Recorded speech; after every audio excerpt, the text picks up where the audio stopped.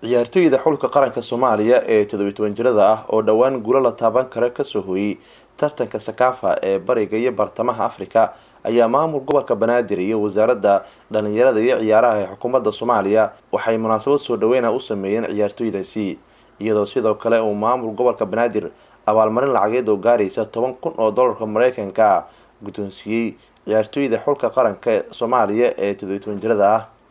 Ra'iisul Wasaare ku-xigeenka dalka wasiir iyo xildhibaan ka tirsan dowladda Soomaaliya gudoomiyaha gobolka Banaadir ahna duqa magaalada Muqdisho wasiirka wasaaradda dhalinyarada iyo ciyaaraha ee dowladda Soomaaliya taliyaasha ciidamada qalabka sida madaxda xiriirka sportiska fanaaniin iyo mas'uuliyiin kale ayaa ka soo qayb galay munaasabadani.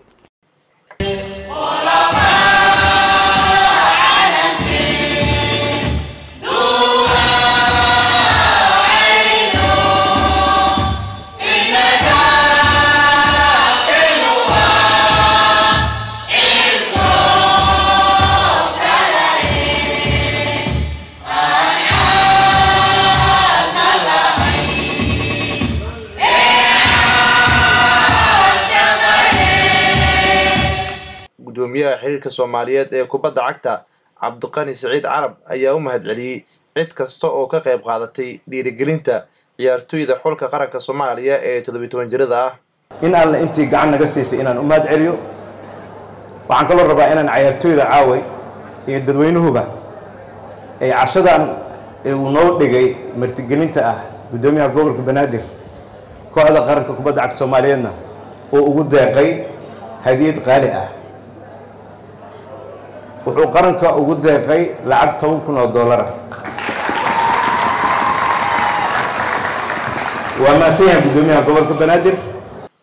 wasiirka wasaaradda ciyaaraha iyo sportiska ee xukuumadda Soomaaliya Khadiija Maxamed Diriye waxa ay sheegtay in wasaaradda ay xoog badan gelisay sidii ciyaartoydani u soo gaari lahayd heerkan ay maanta joogaan iyo guulaha ay gaareen. fiinaalay u soo gudubtay maalintii fiinaalaha ay soo gaartay ay ciyaartay cid ka horeyso Soomaaliya ogeyd malaha meeshaasaad ku baraarugteen hadda waxa la leeyahay xagaysaa ka tahay maxaa tacab soo galay ma isweydiiseen ayagoo la dhiirigeliyo dhinac walba ka dheelitiranay galeen oo dowladooda xukuumadooda wasaaradooda xiriirkooda oo si gaar gacanta ugu haya ayaana hawshaas iyadoo la wada og yahay la qabtay. gudoomiyaha gobolka Banaadir ahna duqa magaalada Muqdisho mudane Cabdiraxmaan Cumar Cismaan Ijneeriso ayaa ku amaanay ciyaartoyda xulka qaranka ee 17 jirada ah sida ay kor ugu qaadeen qarannimada iyo midnimada ummadda Soomaaliyeed. kooxda Soomaaliyeed ee qaranka ee 17 jirada ay guul oo runtii aad loogu riyaaqay ay soo hoyaan taasna waa mid runtii aan ka filaynay. ujeedada marka xafladan waxay tahay in dhalinyaradaas 17 jirada ah iyo ka yarba sharafta iyo karaamada magaca ummadda Soomaaliyeed ku soo ciyaaray sharaf iyo karaamo u soo hoyay inaan marka hore dhahno abaalkiina lama gudi karo aad iyo aad baan u mahadsantihiin taariikhdan idin xusayso. Ra'iisul Wasaare ku-xigeenka dalka mudane Mahdi Maxamed Guuleed Qadar ayaa ugu dambeyn ugu hambaliyay xulka qaranka Soomaaliya guusha taariikhiga oo ay gaareen. dhalinyarada waxaan leeyahay hambaliyo guul baa gaadheen waxaa hesheen fursad dhalinyarada idinla midka ahayd ayna helin 30 sanadood ee burburka